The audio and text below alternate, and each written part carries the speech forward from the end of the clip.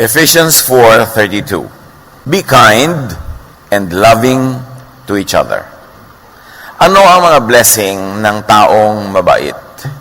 Ano ang mga blessing na dala-dala ng kabaitan? Blessings in kindness. Salamat, Panginoon, dahil kayo na ang kauna-unahang napakabait. Salamat kami ay tumatanggap ng inyong kabaitan at maunawa namin ang hiwaga ng kapangyarihang ito. At di man namin lubos na maintindihan, maging totoo sa amin ang kapangyarihan ito at maging daluyan kami ng iyong kabaitan tungo sa aming kapwa. Kayo po ang mangusap, magturo, umakay sa amin. Sa ngalan ng Panginoong Hesus, dalangin naming may kalakip na pasalamat. Matthew 19:16-22. Just then a man came up to Jesus and asked, "Teacher, what good thing must I do to get eternal life?" Jesus answered, "If you want to be perfect," now perfection and eternal life being referred to by Jesus in the same breath, "go, sell your possessions and give to the poor." In other words, be kind, especially to the needy. You will have treasure in heaven. Now heaven, eternal life, perfection, timelessness, all being discussed in one sentence. Then Jesus says, "Come, follow me." When the young man heard this, he went away sad because he had great wealth. Napakagandang tanong, napakagandang sagot. What must I do to have eternal life? What must I do to have perfection? What must I do to be in heaven or to have heaven in me? And Jesus says, be kind. And that will happen. How can I be kind? Well, you have a lot of money. A lot of people are so needy. Sell your property, give them to the poor, then come and share my happiness. Be with me. Follow me. Do life my way. And he went away sad. He did not want to be kind. Matthew 19:21-22. Kung ating isip-isipin, sumagot si Jesus, kung ibig mong maging ganap, if you want to be perfect, ipagbili mo ang iyong kaari-arian at ipamahagi sa mga mahihirap ang pinagbilhan. In other words, the way to that eternal life, to that timeless bliss and happiness, to that so-called heaven, Jesus says, be kind. Love people. Use the power that you have to empower others. Lift people up. Ang pag-ibig sa kapwa ay kitang-kita dito ang ipinapakita ni Jesus na pag-ibig din sa sarili. Gusto mong mahalin ang sarili mo? Gusto mong magkaroon ng eternal life? Gusto mong makaranas ng heaven in your heart? A slice of heaven? Well, mahalin mo ang iyong kapwa. Kasi ang paraan, ang daan para ka makarating sa ganung estado ay mahalin mo muna ang iba. Na kung ibig mo talagang mahalin ang iyong sarili, mahalin mo muna ang iyong kapwa. Hindi ka pinagbabawalang mahalin ang iyong sarili, pero ang paraan sa pagmamahal sa sarili ay sa pamamagitan ng pagtulong sa mga nangangailangan, paggawa ng kabutihan sa nangangailangan nito. Kapwa muna. Kaya ang tawag kay Jesus at ang kanyang mga ginagawa at mga sumasama sa kanya, the way, ang daan. Kasi marami siyang daan na itinuro na hindi naman yun ang kinaugalian na daan ng kanilang traditional beliefs. Kaya para talaga maunawa si Jesus, you've got to look into the many meanings of His terms. Kahit sa mga inassign ng church in the last 2,000 years na meaning daw ng mga sinabi ni Jesus, dapat suriin uli. Kasi maraming nalilingid, natatago na kahulugan pag ipinako mo lang yung sarili sa isang nakaugali ang pagpapakahulugan. Katalod ng kahulugan ng perfection, ng eternal life, ng heaven. Laging iniisip na iba, yung heaven ay may mga ulap sa kabilang buhay. Well, most of the time, Jesus is referring to another slice of heaven, that which is in your heart.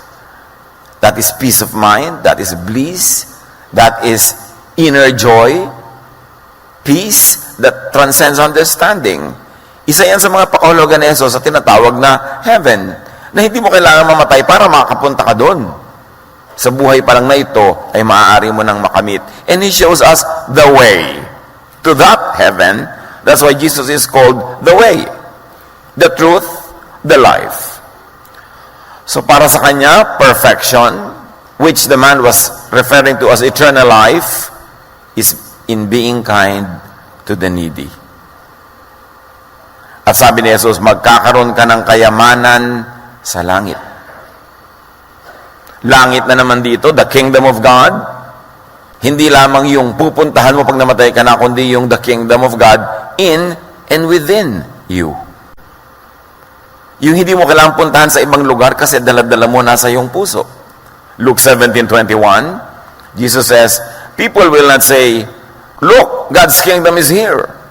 Or, there it is. No. God's kingdom is here with you. In other words, God's kingdom is inside you. Yun ang sabi ni Jesus. And the way to the kingdom in you, the way to you is through others. The way to the kingdom of God is by being kind to others. Although that is not the only way. Pero si Jesus, marami siyang itinuturo na ways how to get to that longed for ideal heaven that people are always equating to the physical place where they go after you die. Pero sabi niya, no, be kind and you will experience heaven. You will experience timeless life, eternal life, na kahit maiksi, kahit sandali, kahit saglit, but it is timeless, it cannot be measured. So, it is like forever. At yung langit na yon is in your heart, in your mind. Therefore, yung langit na yan ay spirit, feelings. At paano ka nagiging mayaman? Sabi, you will be rich in heaven, you will have a lot of reward in heaven. Feeling rich at heart is wealth. Yung sa puso mo, nararamdaman mo ang yaman-yaman mo. At yung yaman na yon, hindi yun yung material things. Yung yaman na naidudulot ng paggawa ng mabuti. Na ang gumagawa ng mabuti, hindi ka man suklian materially, yung ligayang nadama mo habang ginawa mo yun, naalala mo yun, yun ay yaman, yun ay heaven, yun ay eternal life in another format. Magkakaroon ng kayamanan sa langit, nang ibig sabihin ni Jesus ay sa puso mo. Hindi dinedenay na may langit doon sa kabila, pero sasabi, maraming langit, maraming eternal life na pwedeng ma-enjoy, maraming paradise. And one way to that is by being good to others. True wealth is in the heart. True wealth is in feelings. In the good feelings caused by being kind to others. Kayo na mga gumagawa ng mabuti sa kapwa, alam nyo yung ligaya na yon. Yung nakagawa ka ng mabuti, ang saya-saya-saya mo, langit yun. Huwag na kayo mag-antay na mamatay para maramdaman yung langit. Kaya napakaraming mga langit na pwedeng maranasan. Pero ang sabi ni Jesus, the way is kindness. Sabi ni Jesus, sige, ibenta mo yung mga ari-arian, ibigay mo sa mahihirap, at yung mga hindi mo pa naramdaman before, kasi hindi mo pa ginawa yan before, mararamdaman mo, malalaman mo ibig sabihin ng heavenly feeling. Pagkatapos niyan, bumalik ka at sumunod ka sa akin. Makakasunod ka kasi alam mo na yung feeling eh.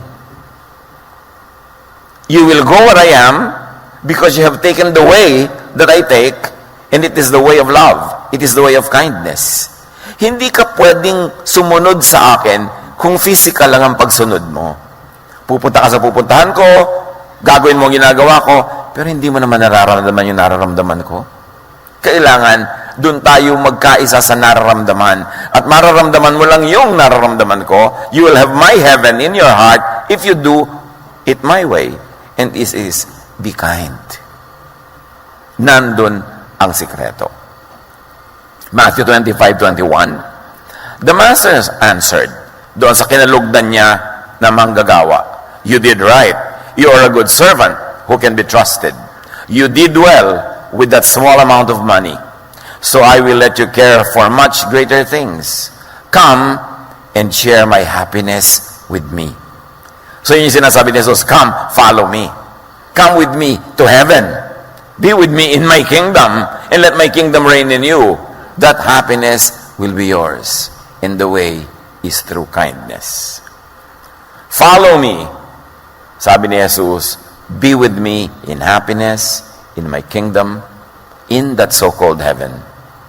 Follow means I will reign in your heart, and your heart will be my kingdom. Your heart will be heaven within you. Kaya sabi niya, The kingdom of God is within you. Nasa puso. Kailangan nararamdaman mo. Kasi ramdam pag naghahari sa iyo ang Diyos. At sa pagpapatuloy ni Jesus, at sa kwentong ito, narinig ng mayaman yung sinabi ni Jesus na lungkot. Pagkarinig nito, malungkot na umalis ang binata sapagkat siya ay napakayaman. So you see, malungkot is negative feelings. Ang sinasabi ni Jesus, come and share my happiness, that's positive feelings. And what makes the difference between negative and positive feelings is your willingness in your actual deed to be kind. So malungkot siya, negative feelings, kabaligtaran ng positive feelings or happiness, meaning ang malungkot means non-heaven, and it could be hell. So you can have heaven, you can have hell in this life as well. You don't have to wait to die. Kasi pag malungkot ka, hell yun. Pag masaya ka, heaven yun. At sinabi ni Jesus, maraming kasiyahan, maraming daan para sumaya, at isa ang tinuturo ko sa yung pinaka-epektibong paraan para magkaroon ka ng langit sa iyong puso. Gumawa ka ng mabuti, maging mabuti ka at mabait sa kapwa. Pero nalungkot siya kasi ayaw niya mag-share. Mas mahal niya ang kayamanan higit sa kapwa-tao, which means mas mahal niya ang kayamanan kaysa kanyang sarili, kasi ang sabi, mahalin mo ang iyong kapwa tulad ng pagmamahal mo sa iyong sarili. So kung hindi mo mahal ang iyong kapwa, ang totoo nun, hindi mo rin mahal ang iyong sarili. Sa pag-maintain mo ng kayamanan, akala mo minamahal mo ang sarili mo? No. Kasi yun ang naging hadlang para ka nga sumaya, edi hindi pala. Mas mahal niya ang kanyang sarili higit sa langit, higit sa Diyos, higit kay Jesus. Therefore, hindi totoong ibig niyang sumunod kay Jesus. Yung maiksing kwento na yun, pag in-analyze mo, sabi niya, Master, gusto ko bang sumunod sa inyo? Talaga? O sige, my way is the way of kindness. You want to take it my way? Do it my way, then be kind. How can I be kind? Well, give your money to the needy kasi they are very needy. Not that pag susunod ka kay Jesus, gusto niya maubos ang kayamanan mo rin. No. Alam kasi ni Jesus na ang hadlang sa taong ito, yung pag-ibig niya sa kayamanan niya. Kaya hindi niya maibig ang kapwa at ang lingid sa kanya, hindi rin niya maibig ang kanyang sarili dahil ang first love niya, pera. Marami mga tao, mga kapatid, ang pag-first love, pera, pati sarili, hindi mamahalan tama. Lumilikha ng mga kaaway para lang sa pera. Mahal mo ba yung sarili mo? Lumilikha ka ng kaaway? Nakikipagkasira sa mga kaibigan. Minsan sinisira pa ang sariling kalusugan dahil sa pera. Inilalagay at sinusuong ang sarili sa panganib dahil sa pera. Di pera mahal mo, hindi ang sarili mo. Kaya sabi ni Jesus, linawin mo muna yan. Kung talagang gusto mo sumunod sa akin, magkalinawan. Kailangan, hindi pera ang number one mong love. Love for others means putting others first. 1 Corinthians 10:33, tularan ninyo ang ginagawa ko, sabi ni Pablo. Sinisikap ko mabigyang kasiyahan ng lahat ng tao sa bawat ginagawa ko. Hindi ko inuuna ang sarili kong kapakanan, kundi ang kapakanan ng marami. So selfishness, unkindness means hell. It doesn't mean heaven. So yung mga tao makasarili, mga tao unkind, wala sila sa heaven ngayon. Kahit kiniklaim nila na pupunta sila sa heaven in the future because of some religious affiliation or something they did in their lives, pero ngayon, pagka ikay makasarili at hindi ka mabait, kahit linlangin mo ang iyong sarili, hindi ka masaya. Ano ang mga blessings in, of, and for kindness? Ano ang blessing para sa mabait? Ano ang blessing ng kabaitan? Ano ang blessing na dinadala ng kabaitan? Kindness is easy and easier for the brain. Interestingly, there's been a lot of scientific studies on the brain and on the emotions and the lifestyles of people. At marami ng findings ang siyensya, and one of that is, mas madali maluwag ang isip ng taong mabait. Mas madaling dalhin ng isip ang kabaitan kaysa yung kabaligtaran nito. Why? Because humans are social beings. And we succeed more easily by cooperating with others. Kahit nga, di ba, yung mga hunter dogs, pag nag-hunt sila, sama-sama para sila magtagumpay. Even lions, when they hunt, sama-sama sila para magtagumpay. Ang mga isda, ang dami nila nagsasama-sama para pag may kumain sa 10, may buhay pang 20 para magtagumpay yung species nila. Laging ang tagumpay sa cooperation. And cooperation, for it to happen, needs interconnection. At sa interconnection, makakasali ka lang sa interconnectivity ng mga kapwa mo kung ikay mabait. Mapupwera ka pagka hindi ka mabait, pag ayaw nila sa'yo, pag galit sila sa'yo, mas maloob nila sa'yo, puwera ka. That's why kindness is hardwired into our brains. Studies of the brain, studies of the mind have discovered that really the mind is designed for kindness. That the mind is more at peace, it is more rested, it is happier when it is doing acts of kindness. And it has been found out that it takes more effort for our brains to be unkind than to be kind. Obserbahan nyo mga kapatid, talaga naman nakakapagod yung maging selfish. Nakakatanda, nakaka-stress. Bakit? Selfishness makes the brain consider and analyze a lot more things. Selfishness makes the brain work harder or hard. Yung pag selfish ka, iniisip mo, paano ko kaya maiisahan itong mga taong ito? Paano ko kaya iiwasan itong utang? Paano kaya ako tataka sa mga mamamas ko? Paano kaya ako makakalamang? Paano kaya ako magbumukha-mukhang mahirap para walang lumapit sa akin at magpatulong? Paano ko kaya masosolo tong isang row ng silya na ito? Paano ko kaya makukuha ang gusto kong kuhanan? Selfishness makes you work so hard. Pagod ang utak ng makasarili. Selfishness is stressful. Nakakatanda. Yung masyadong karamutan. Maraming isipin ang makasarili. Maraming isipin yung unkind. Bukas pa lang may pupuntahan ngayon, dinedesign na kung paano siya makakalundag sa pila. Paano maiisahan ang makamag-anak niya sa mga mana pag namatay yung matanda. Yung ang daming binabalak ng taong selfish. Pagod ang isip niya. Hindi tahimik. Matthew 5:43, narinig niyo yung sinabi, ibigin mo ang iyong kapwa at kamuhian mo ang iyong kaaway. Ngunit ito naman ang sinasabi ko, ibigin ninyo ang inyong mga kaaway at ipanalangin ninyo ang mga umuusig sa inyo. Bakit yun ang turo ni Jesus? Doon tahimik.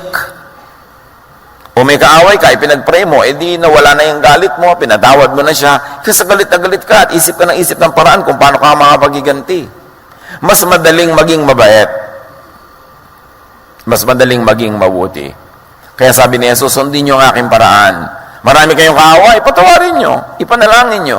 O pinipilit niyang hingin ng jacket mo, ibigay mo t-shirt mo, tahimik ka. Sabi niya, you know what? My yoke is easy. My burden is light. You will find rest for your souls. Agawan kayo ng agawan sa kaprasong mana, agawan kayo ng lupang mamanahin na nasa kuko ng namatay nyo magulang. Nag-aaway-away, generational gulo para sa kaprasong bagay. So niyo, alam nyo, ibigay nyo, magpatawad kayo, panalangin nyo sila, ang beneficiary nun kayo, kasi matatahimik kayo Unsociable individuals are disadvantaged. Why? Because struggle is a fact of life. And sociability and cooperation are equally important. Kaya yung kindness, altruism, yung talagang unreserved goodness to others is present in nature, even in animals and plants. Ang tawag ng mga biologists dyan, survival of the selfless. It helps the group to survive and to win. Kaya hayop, kaya halaman. Alam niyo mga halaman, pag nasa gubat kayo o maraming puno, tumingala kayo sa taas, makikita niyo ang mga dahon nila hindi nagpapatong-patong. Meron silang ino-observe na mga boundaries. Kaya pag meron ditong malaking halaman, meron ditong isang halaman, ang gawin niya, dito siya pupunta para hindi sila magagawan. Ma-observe niya yan. At ayon sa mga pag-aaral, very interesting, ang mga ugat ng halaman ay nag-uusap. May interconnectivity ang mga ugat-ugat. Pagka merong mga kapwa nila halaman na kulang sa nutrient, naglilipat yung ibang ugat sa kanyang lugar para makuha nung nangangayayat na halaman. Pag may isang halaman na ina-attack ng mga insekto o mga kalaban, nagsesend siya ng signal through the roots to announce it to the others para maihanda nila ang kanilang sarili. Kaya sa ilalim ng lupa, maraming nagaganap sa mga ugat-ugat ng mga halaman. Makikita natin yan. It's very, very wonderful na kung visible lang to the human eye, the interconnectivity of the roots. Tapos sa paggawa ka ng bahay, nilagyan mo ng pader sa gitna, killjoy ka talaga. Nagkahiwa-hiwala yung mga halaman. Di ba? Kaya parang isang munting daigdig na nasa ilalim ng lupa, magkakainti-intindihan sila. Next time around, when you look at trees, you see that they are cooperating. Ano mga trees kasi, hindi naman sila nakakaalis pagka ina-attack sila ng insect, so nagre-release sila ng mga chemicals na insect repellents. Kaya ngayon, yung mga bio-wise kind of pagpapaalis sa mga insekto, gumagamit ng plants because they have already perfected that way of driving insects away. Not killing them, but driving them away. By the way, kung gumagamit kayo ng mga insecticide, you are killing yourself softly. What kills the mosquito also kills you. Except that isang patak lang sa mosquito, sa'yo, isang drum. Eh dahil hindi ka nakakalanghap ng isang drum, hindi ka namamatay agad. Pero over time, naiipon sa katawan mo, may effect yun. Don't kill insects. Just drive them away. Especially with insect repellent sa mga halaman. Kasi what kills them kills you. Pareho lang kayong humihinga ng oxygen. Importanteng isipin natin yan. Ephesians 4:25-28. Dahil dito, itakwil na natin ang pagsisinungaling, tayong lahat ay magsabi ng totoo sa isa't isa, sapagkat tayo bahagi ng isang katawan. Kung magagalit man kayo, iwasan ninyo na kayo'y magkasala. Huwag ninyong hayaang lumubog ang araw na galit pa rin kayo. Huwag ninyong bigyan ng pagkakataon ng dyablo. Ang magnanakaw ay huwag nang magnakaw, sa halip maghanap siya ng marangal na ikabubuhay para makatulong sa mga nangangailangan. Ano ang diwa at puso ng katuruan na ito? Cooperate with people. Be likable. Be trustworthy. Huwag kang magsinungaling. Kasi next time, pagka nagsasabi ka, hindi ka na paniniwalaan, wala nang tutulong sa'yo, lugi ka na. Because you thrive in cooperation. Huwag ka na magalit na matagal. Kasi pag magalit, lumalayo ka. O sila lumalayo sa'yo, lugi ka. Wala kang kakooperate sa buhay. So, importante yan. Huwag kang magnakaw kasi hindi pagkakatiwalaan. In fact, mag-create ka ng honest surplus income nang makatulong ka sa iba. Para ano? Para magustuhan ka nila. Para kasama ka na naman sa asosasyon. Kasi ang talagang tunay na survival at ang tunay na pamumulaklak at pamumunga ng buhay, marami kang katulong. Maraming tumutulong sa iyo at marami ka ring tinutulungan. That is the design. Therefore, ang turo ni Jesus is kindness to one another. Goodwill, cooperation. It means your own happiness. Maling-mali yung akala nila sa pandaraya, sa pakikipagkagalit, sa panglalamang, mananalo sila. Maiksing panahon lang yung panalo na yon. Pero may balik yon at mas disadvantageous para sa'yo. Kaya ang tunay na pagmamahal sa sarili, mahalin mo ang sarili mo through and by loving others first. Pag namahal mo na sila, babalik sa iyo yung pagmamahal na yon. Isusukli nila sa iyo, hindi man sila ang direct na magsukli nun. The universe runs in perfect balance, it will go back to you. Pero yung pagmamahal na ayaw mo nang ibigay sa kanya para bumalik sa iyo, yung pagmamahal mo, tinitiyak mo sa iyo lang, akin lang, hindi ko aalisin. In this kind of arrangement, you lose what you keep. Because in the world of love, you keep only what you give away. And you lose what you selfishly try to keep for yourself. Yan ang mga kabalintunaan ng buhay. Ano pa ang benefit ng kindness? Blessing ng kindness? Kindness is helpful for the brain. Needless to say again. Researchers have studied people who donated a kidney to a complete stranger. Alam nyo ba na may mga tao na yung isang kidney nila, sa dalawang kidney only na meron sila, merong mga nagbibigay niyan to complete strangers? At sinundan sila ng mga pag-aaral. Ano ang mga findings? Extreme altruist brain structure differed from a normal person's. Yung sobrang bait, extreme ng bait, iba ang itsura ng brain niya sa mga karaniwang tao lamang. Extremely kind people, yung brain nila are opposite of what a psychopath's brain look like. And you know, a psychopath, one of the definitions ng psychopath, people who have less or no compassion. Yung psychopath. Yung taong mababait, gumagawa ng mga kabutihan at kabaitan, Ibang-iba ang shape ng brain nila, ibang-iba ang structure, ibang-iba ang pagkakabuo ng brain nila kaysa sa mga taong psychopath or walang pagmamahal, walang compassion, walang alalahanin tungkol sa iba. Kaya ang sabi ng Romans 12:2, do not conform to the pattern of this world, but be transformed by the renewing of your mind. Then you will be able to test and approve what God's will is, His good, pleasing, and perfect will. In other words, baguhin ang buong buhay, baguhin ang pag-iisip. Kaiisip mo ng kabaitan, yung shape ng brain mo na iiba, nagiging shape ng mabait na brain. Kasi ganyan lang yan eh. Either talagang yung brain mo, nandun na inborn na ang bait-bait. So lahat ng gagawin mo, puro kabaitan. O sa kagagawa mo ng kabaitan, kahit sa simula ay mahirap gawin, napapasunod mo rin yung brain mo. Kaya yan ang puro itinuturo sa Bible. Tinuturo ni Jesus, magbait ka. Akala na iba, dinulugi ako. No. Because in the long run, yan ang talagang way to prosperity, the way to goodness and kindness, and the way to eternal life, the way to heaven, the way to a heaven, a slice of it being experienced by you in this life. Kindness is the way to happiness, not unkindness. Alalahanin nyo lang mga taong kilala nyo, yung talagang mababait at saka yung talagang mga hindi mababait, sa palagay nyo, sino talaga yung masaya? Hindi mahirap masabi. Because kindness is the way to happiness.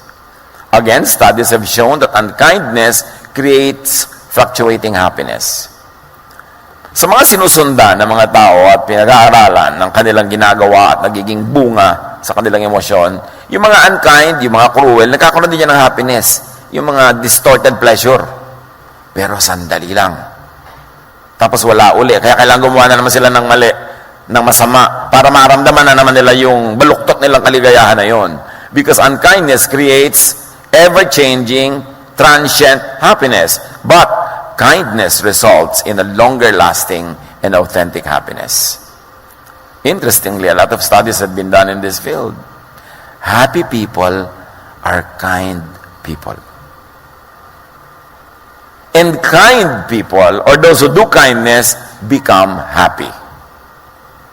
Kahit sa simula, plastic ka pa lang sa kabaitan mo.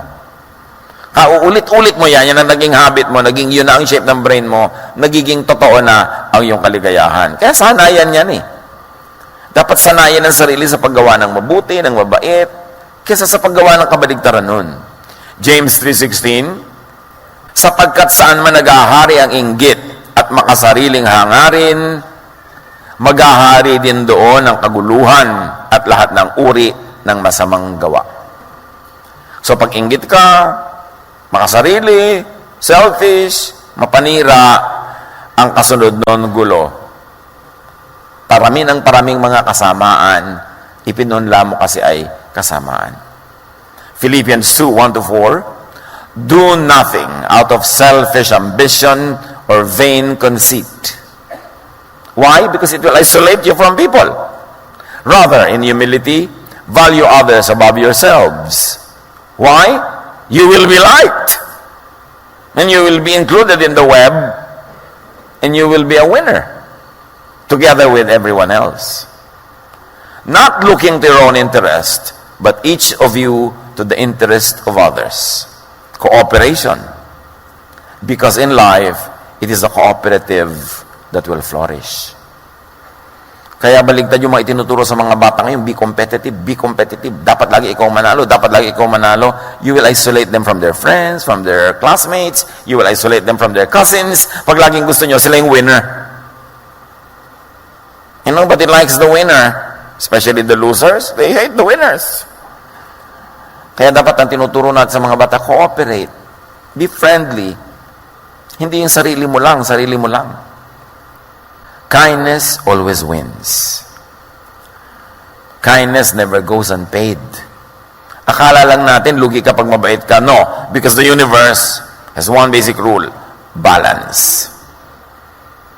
Lahat ng negative, tutumbasan ng positive. Lahat ng positive, natutumbasan ng negative. Balance ang bunga niyan. And I don't mean negative in the negative way. Laging may balance. So pag nagbigay ka, may tatanggapin ka. O kaya nagbigay ka kasi nauna ka nang nakatanggap eh. Pag tumigil ka ng pagbibigay, tanggap ka ng tanggap, titigil din yung pagdating sa'yo kasi walang balance. So kung gusto mo yung tinatanggap mo, dating ng dating, bigay ka rin ng bigay para yung balance tuloy-tuloy, may flow. Ngayon, bigay ka ng bigay, nauubos ka na. No, because a vacuum will always attract something. So kabibigay mo, nauubos ka, babalik yan ng universe. Kindness never goes unpaid.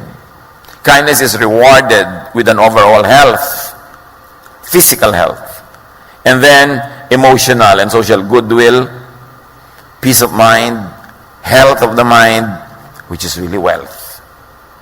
Paikot-ikot siya. May relasyon. People who volunteer to help others, according to studies, lose weight. Baka biglang maraming mag-volunteer. People who volunteer to help others have lower cholesterol levels, lower blood pressure, lower incidences of heart problems. In fact, according to studies, people who volunteer to help others live longer. Of course, unless countered by other factors. No? May mga ibang factor na pwede mag-change ng equation na yun. But all things being equal, yun ang point.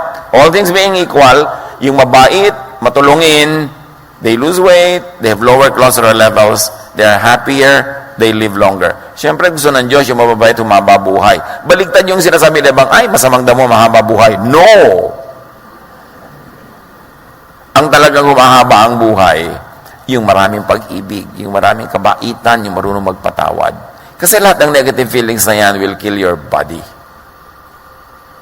Proverbs 28:27, those who give to the poor will lack nothing, but those who close their eyes to them receive many curses. You see all of the verses, no? Agreeing with all the scientific findings. Or, say it another way, the scientific findings agree with what the Bible had said long ago. Na talagang malaking blessing maging mabait. Ano yung mga curses pagka hindi ka mabuti sa kapwa? Marami yan. Pero isa dyan is guilt. Kasi tao ka, may kaluluwa ka, may espiritu ka, nilikha ka ng Diyos. Kahit ignorin mo yung guilt mo, meron. So merong latent guilt, hindi visible. Yan ang nakakalikha ng maraming sakit. Kaya marami mga tao, di ba, may sakit, hindi malaman sa laboratory kung anong dahilan. Maring espiritual. Because we are spirit, body, soul. Hindi lang tayo body. Ang nakikita lang ng laboratory test, body. Hindi nila nakikita yung spirit. Pero yung spirito na negative, emotion na negative, nakakapagkasakit yan. Kaya ang itinuturo ni Jesus lagi, alisin mo yung negative emotion, magpatawad ka, humingi ka ng tawad, makipagkasundo ka, be humble, doon ka lulusog. And kindness multiplies. Ilabas mo yung good side mo na galing sa Diyos para yung kapwa mo ma-encourage na yun din ang ilabas niya. Because kindness multiplies. Obserbahan nyo ang mga pamilya na uso karamutan, yung madamot. Minsan may nagpasimulan yan, either yung tatay o nanay o yung kuya o yung ate. So naging uso sa pamilya nila yun. May nagpauso. Dapat ang pausuhin natin yung kabaitan, yung kabutihan. Kasi meron din kabaitan bawat isa na pwede nilang ilabas kung nai-inspire sila. Kung na-encourage sila. Kindness spreads. Kindness leads to a chain reaction of others doing acts of kindness as well. To themselves, to others, to you. 2 Corinthians 9:11, pasasaganain niya kayo sa lahat ng bagay upang mas marami ang inyong matulungan. Sa gayon, lalong darami ang magpapasalamat sa Diyos dahil sa inyong tulong na dadalhin namin sa kanila, sabi nitong mga workers. What was the context? Merong taggutom noon. Sa isang bahagi ng mundo, itong mga Corinthians collected a lot of blessing para ipadala nila doon sa mga kapatiran, specifically sa Jerusalem. At sabi, alam nyo, dahil sa ginagawa nyo yan, maraming magpapasalamat sa Diyos.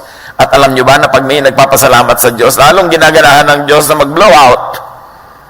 So dahil sa ginagawa nyo, magpapasalamat sila, lalong babaha ang blessing, magiging mabuti para sa ating lahat. Kindness opens the heart and then the mind. Yes, iba talaga yung heart sa mind, but that's another topic. But you begin with the mind, you can affect the heart. When you affect the heart, you can go to the mind. Kahit ano yung bukas na entry point, doon ka pumasok. Yung mga kamisa, alam mo, may kutob ako, heart yun. Kasi yung mind mo, may ibang sinasabi. Yung intuition, maganyan, parang dapat agree. Merong tao nandiyan sa mo, bakit kaya parang mabigat ang dugo ko sa kanya? Wala namang masabi yung mind mo na dahilan, it is your heart speaks. And most of the time, unless baloktot ang puso mo, tama yung kutob. Kasi may ibang nagsasalita sa iyo, you are a spirit. You are a spiritual being, and so the spirit world also speaks to you. Sometimes, in spite of what the material world tells you. Kaya marunong ang tao, dapat makiramdam sa ganito mga bagay. But kindness opens the heart and the mind. The more giving one becomes, the more one becomes forgiving. The more one understands people who are different from oneself. Pag tayo'y palabigay, may nagsisimulang proseso na nagiging ending, nagiging mapagpatawa din tayo. Mahirap maunawa ang koneksyon.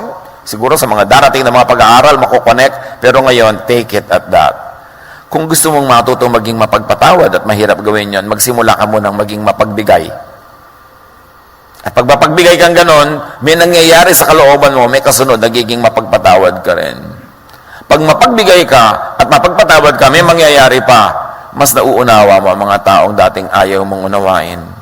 Mas natatanggap mo ang mga taong dati hindi mo matanggap. And it all starts with just the plain act of giving. Just give. May taong naiinis ka, padalan mo ng ulam. May taong nagagalit ka, padalan mo ng magagandang bagay. May taong ayaw sa'yo, hindi ka pinapansin, humingi ka ng tulong sa kanya. Yung hindi masyadong mabigat, ha? Baka lalong magalit sa'yo. Pero usually, people like to help. When you ask people to help. So, alam mo, masyado naman pong importante yung taong yun, baka hindi ako pansinin, humingi kang tulong. Basta hindi nakakainis sa tulong, ha? Hindi yung laging nandun ka nalang lagi. Yung expertise niya, hingin mo yung konting advice. People like to help. That's our nature. Begin the cycle of receiving or giving. At kung saan ka man magsisimula, ikaw yung receiver or recipient, just start. Because miracles happen when these things start. Kind people embrace and care for others. And if you embrace and care for others, you understand and appreciate yourself better. Mga kapatid, maraming mga tao, kilala ko, nag-aaral ng psychology para maunawaan nila hindi ang mundo, kundi ang sarili nila. At marami rin mga tao na uunawaan nila ang sarili nila sa pag-unawa muna nila sa kapwa. Pag may gulo kayo sa inyong sarili, hindi nyo maintindihan yung sarili, naguguluhan kayo, unawain nyo muna ang iba. Tanggapin nyo sila, mahalin nyo sila, at may magaganap, may mabubuksang isang nakalak na pinto patungo sa iyong inner self. One of the best journeys into one's inner self is through the self-image of other people around you. Pag mapagmahal ka sila, maibigin ka sa kanila, ang nagiging ending mo na mamahal mo rin at naiibig ang iyong sarili kung sakaling ang problema mo ay hindi mo mamahal-mahal ang iyong sarili. 2 Corinthians 9:13-14. Ang bukas palad ninyong pagbibigay sa kanila, dahil dyan, magpupuri sila sa Diyos, kaya't buong pagmamahal nila kayong ipananalangin. Can you imagine? Nagbigay kayo sa kanila, ipinanalangin nila kayo ng taus-puso. Paano mo mamaliitin ang pagpapalang pwedeng dumating sa iyo pag mayroong nagdadasal para sa iyo ng taus-puso? Kung ang dasal niya, mamatay na sana siya. Ewan ko kung tatalab sa iyo. Pero definitely, walang dadaling blessing yon.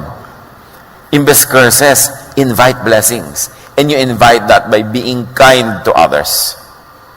Yung maipanalangin ka, paano nyo lalagyan ng price tag ang isang panalangin na inasal ng isang mataimtim at taus-pusong nananalangin para sa inyong ikabubuti? How can you stop the hands of God from blessing you? Paano kayo makaka-induce ng isang panalangin na taus-puso sa paggawa ng mabuti sa kapwa? So, be kinder. Kind na naman tayo di ba? Be kinder, nicer, gentler. At isa niyan, at isa lang ang isasuggest ko na ngayon na paraan na gagawin natin totoo sa buhay ang yung be kinder, learn to ignore and to overlook an offense. Yung nagalit tayo, na-insulto tayo, may nadinig tayo hindi maganda, nasaktan ang ating loob, pag-aralan nating palampasin. Kasi marami tayong unkindnesses na ginagawa pag pinatulan natin yung mga offenses, perceived or real, pag pinatulan natin, nagiging halimaw tayo. Dapat sinasabi nila natin, hayain na. Sige, na-offend ako sa'yo, hayain na. Hindi mo ko pinansin, hayain na. Mas relax ka. Proverbs 19:11, ang kahinahunan ay nagpapakilala ng katalinuhan. Ang pagpapatawad sa masamang ginawa sa kanya ay kanyang karangalan. So pagka pala mahinahon ka, matalino ka. So pagka hindi ka mahinahon, ikaw ay blank. At pag nagpapatawad ka, karangalan mo yon. Napakaganda nun. Don't get even. Huwag gumanti. Forgive an offense. Kung hanggang ngayon, daladala nyo pa sa puso nyo yung mga offenses na natanggap nyo kung kani-kanino, bit-bit nyo pa, daladala nyo, pasan-pasan nyo, bitawan nyo na para kayo mapahinga. Karangalan na magpatawad. Katalinuhan na hindi pumatol. Colossians 3:13, bear with each other and forgive one another.